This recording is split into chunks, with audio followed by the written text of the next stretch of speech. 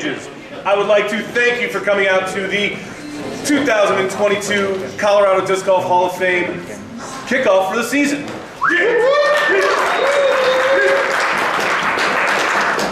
As some of you may have known or may not know, Anheuser-Busch, as it's developed, has welcomed the Hall of Fame here as a permanent home for all of the people who have come before us in disc golf. We have that beautiful wall by the bathroom that will be taking this year's bricks from the inaugural class, and they'll be mounted on the inside, and this year's class's bricks will be on display for the next year, and that rotation will continue. This is a celebration of the people who made the sport for us in the state that we are all now part of. Whether we started here, whether we finish here, we all know what it's like to play golf in Colorado, and that can't be replicated in most of the states around. So for that, we felt that these guys deserved a home. Last year's inductees, great group of guys. John Bird, Bill Wright, and the immortal Johnny Roberts. This year, we have 3 new names. You may know them, you may not, but I hope at some point you do a little bit of research and appreciate what they've done for us. In no particular order, except for their PDGA numbers, I guess. We have Mr. 524, Mr. Jeff Schiller. Jeff Schiller.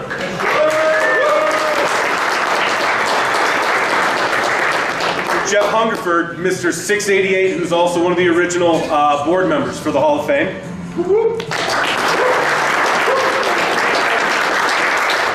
And TJ Lawrence, Mr. 2172.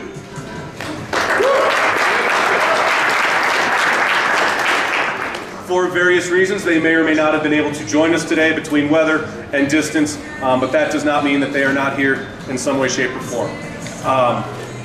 I have the privilege of knowing TJ and Jeff for about 20 years. TJ, tournament director, top level player from Colorado, toured the nation. Jeff, he's an icon. He's been around forever. He's part of the PDGA board. He's been part of the Mile High Club. He's been East Coast, Central, West Coast representation.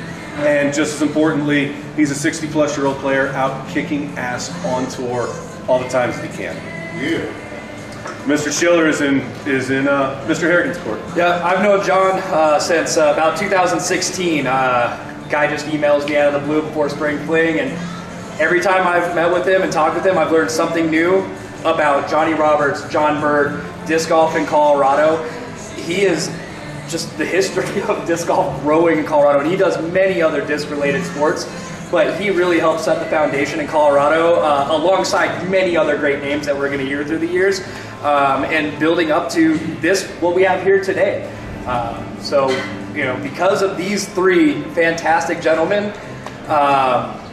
we can continue on this tradition of disc golf and community. And today we ended up with 92 players out on the AM day, and with the conditions that were expected. I'm happy that you all came out and support. So. Great job, everyone.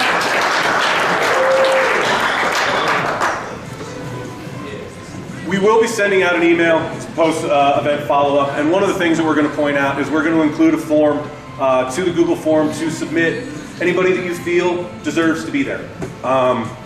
We don't judge who those people are until the names are submitted, and we put them all together, and we just kind of let accolades and what they've done kind of pile up.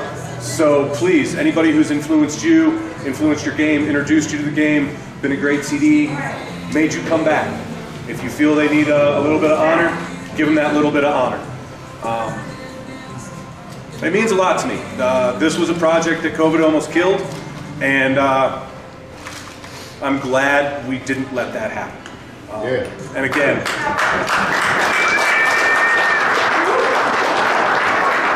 without the support of great companies like Anheuser-Busch, Discmania, the local clubs, the FOCO Club, the NOCO Club, Mile High, up and down the Front Range, everybody who's come here to support us. We can't do it without you guys, and we appreciate all the support that you give us and the Hall, both future members and people who may or may not ever be there. We also have bricks that you notice as you walk off the first hole. Those can be purchased, whether it's a memory brick or whether you just want to show additional support. And before we let him have the ground here, needs no introduction. Chuck Hungerford.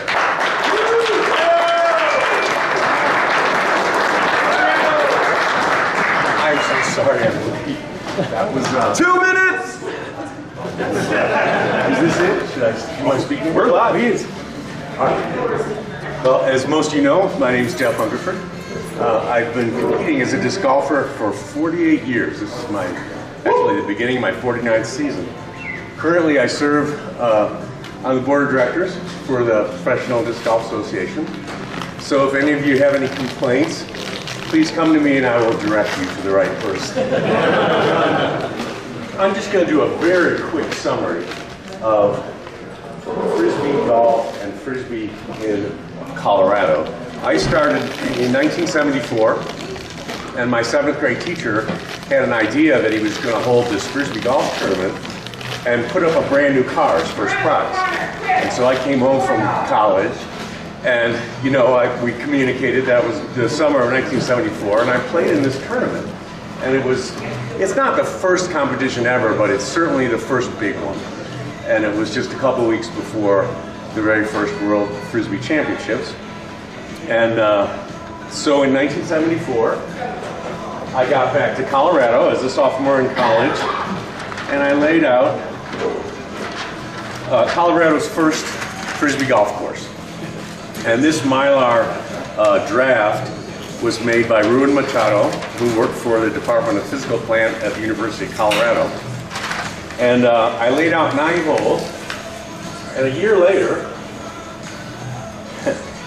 the first Frisbee tournament in Colorado was held. It was called the Boulder Flying Disc Festival. That was in 1975. And this is the program. They had a nice program. You can look through this. And I met a gentleman named Rick Kavar. We were both young guys at that time, and we went out and we laid out the next 9 of that Frisbee golf course. And by the spring of 1976, this is dated February of 1976, the Colorado Daily announced, the start of Frisbee in Colorado. And that long-haired hippie is what I used to look like when I was 19 or 20 years old. And then Rick Kavar went on to start a shop in Boulder called Jammer Sports, and he held the 1976 Nationals in Boulder. And Ed Nedrick came along with everybody who had been involved for that 2 years. And there in Boulder, he started taking names for the PDGA and assigning numbers. And now don't check your disc to find out my number, because it's not exactly right, but mine was a designer number. He allowed us to pick our numbers. His son picked -1. And that started my Frisbee interest.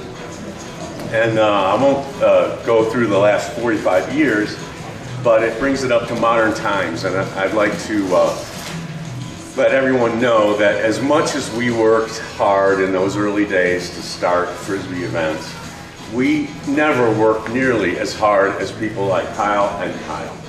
And some of the people that you see hosting these events, they're spending money out of their own pocket, and I know that because I've worked with Kyle and he's run some big tournaments. He's never mentioned this, but some of them have run at a loss, and he's just paid for that out of his personal account, donated thousands of hours, and I just hope everybody, shows the respect that these people deserve.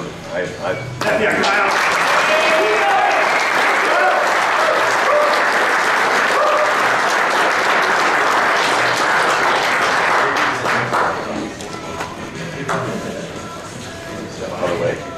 So, as Mr. Hungerford may have alluded to, I, Kyle Monty, made a very grave mistake when I submitted the artwork, and his number is 688.